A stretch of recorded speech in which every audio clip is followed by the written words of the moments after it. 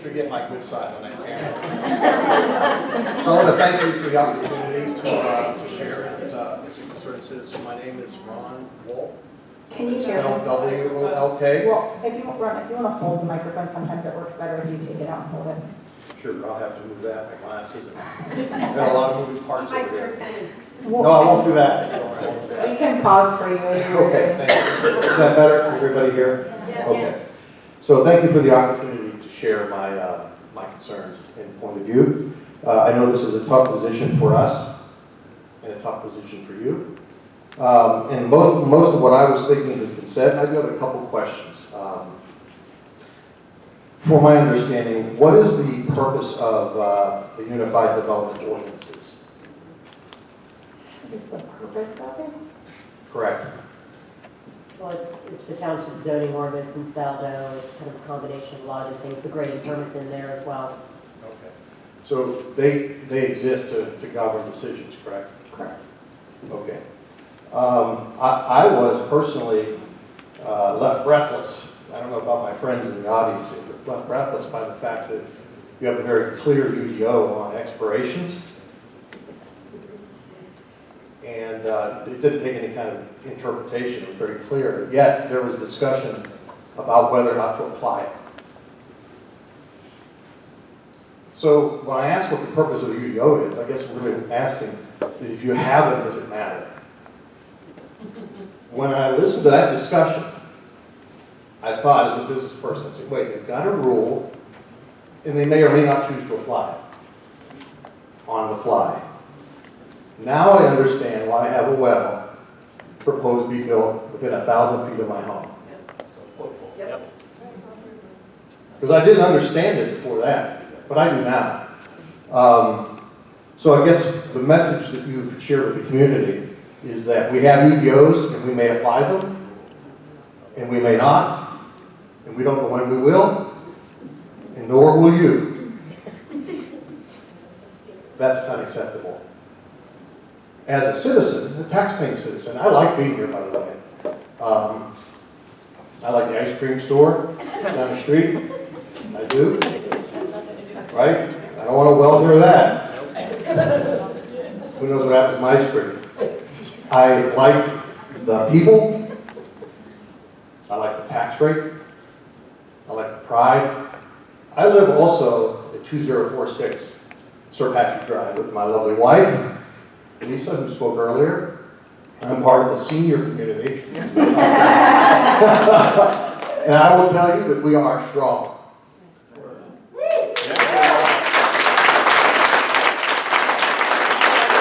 As a taxpaying citizen, we want you, and actually kind of expect you to actually be governed by the UDOs. I think a person earlier, a number of people made the point that it appears to us as citizens that some of them weren't applied, some of the standard requirements of the decision that many of you weren't here to make. I understand that. But we certainly would like to see them applied now. The conditions on the ground are very different than they were a number of years ago. And we would invite you, on behalf of my community, I hope they agree with me, to come up to our community, to our clubhouse, to our neighborhoods, see the children. I think someone else invited you. Come on up so you can understand the impact of decisions that have been made and decisions that you can still impact. I have a question, another question if you don't mind. Does anybody know the status of the Mark West gas transport pipeline approval and permit status?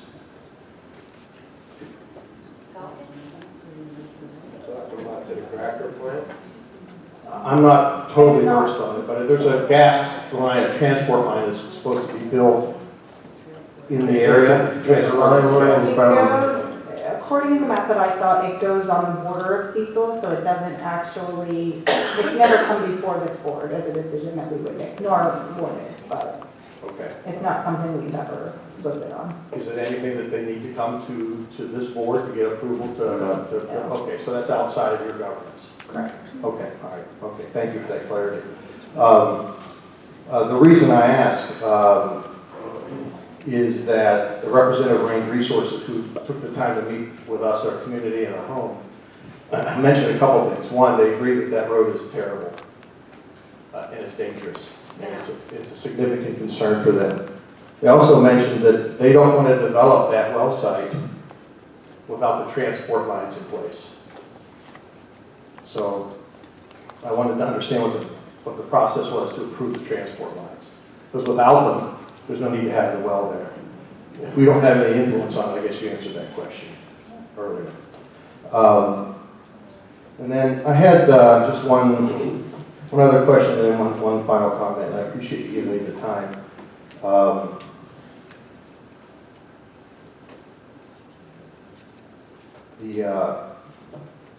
If this is a project you don't inject yourself into, if you don't choose to, if you're legally allowed, which your solicitor will inform you, to inject yourself into an influence on behalf of the community that's asking you to do that, then have you considered alternate, and I think Bob just mentioned it here before me, alternate routes to minimize the risk to the danger to the community on North Napoleon? Have you looked at, reviewed alternate routes?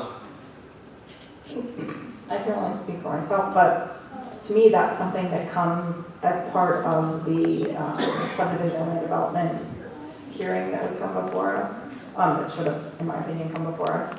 So that was not something that was considered or strongly discussed during the conditional use hearing. Came up briefly, but not in any significant detail. I feel the need to clarify something too. There was the mention that a site plan came before us in conditional use. The reason that site plan is put forth in conditional use is so that we can make sure that where they plan to put the well pad meets our setbacks. There's a 500-foot setback from any occupied structure. So there are a number of things that didn't get addressed with that site plan that normally would be through subdivision and development. So Cindy, why was that?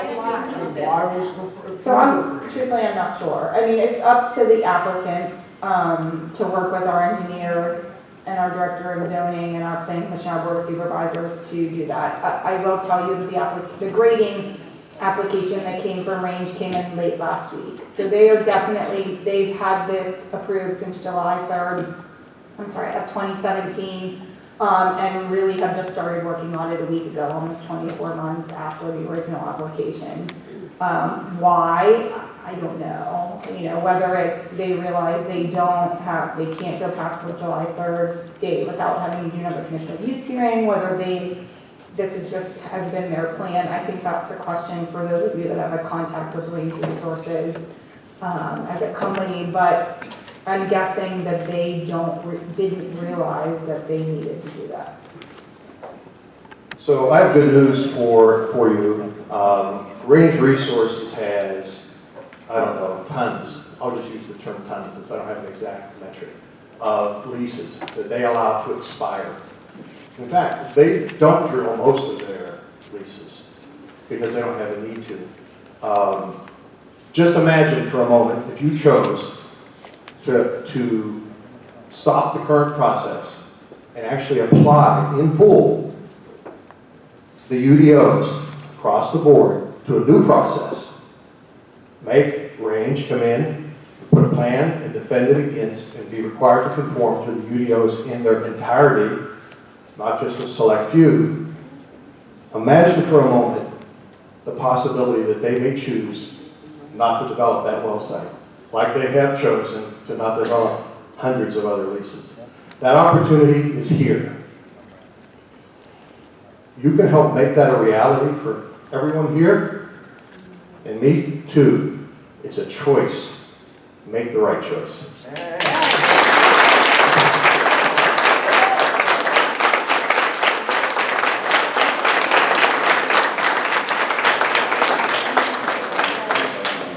Could you state your name and address for the record, please?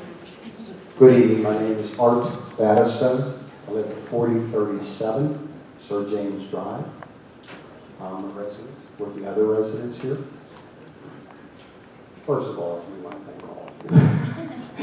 This has been a tough one for you. And it's living here and the issues you probably know plenty of. Can you speak up? We're Sure. having a hard time hearing. I want to tell you I'm retired. But I want to tell you in my previous employment, Mr. Gizio, I'm so old, I remember your father. I worked with Don when he was a young man, a very young man from the state. You can take offense to that. Yeah, he knows. I should have said he had hair, but that's okay. But what I do want to reiterate, if you have not been around well sites, I have, just like other people. I've worked with them, I worked in the state. If your UDO does not ask, and you don't ask where they're going to stage, where they're going to put their trucks, what time they're going to run, what is your distance from point A to point B,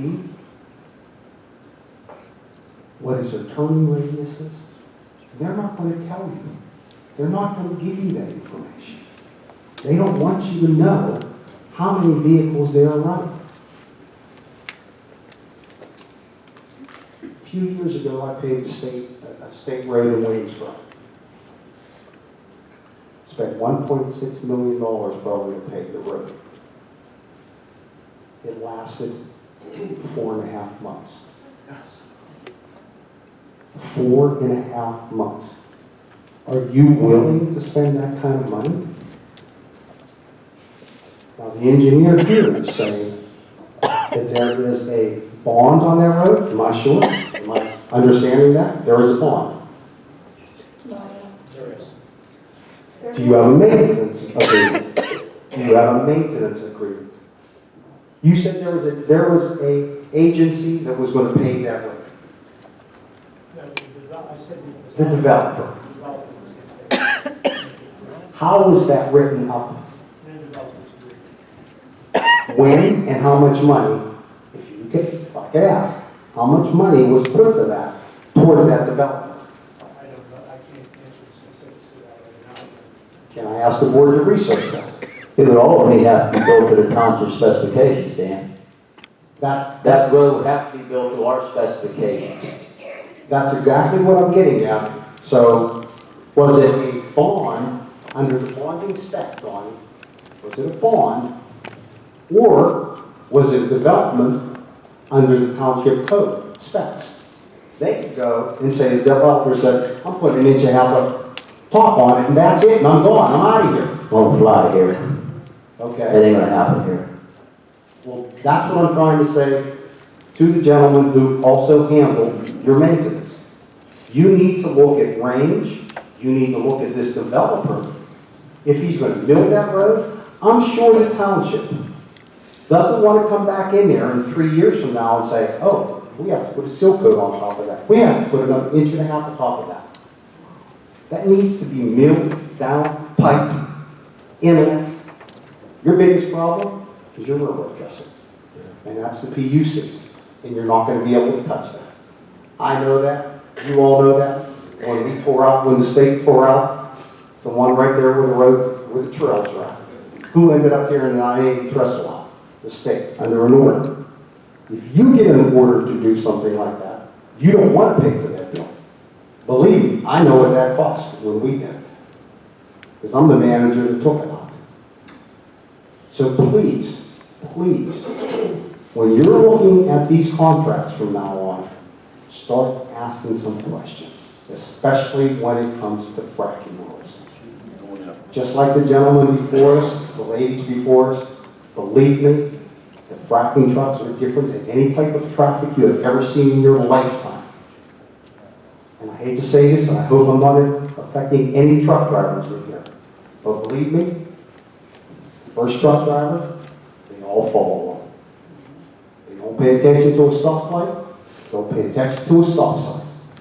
If one pulls out, and I'm sure Range is going to put some safety person down at the intersection of 50 and North DePaul. You have to ask the question, was that approved by the state? It's not your road. Is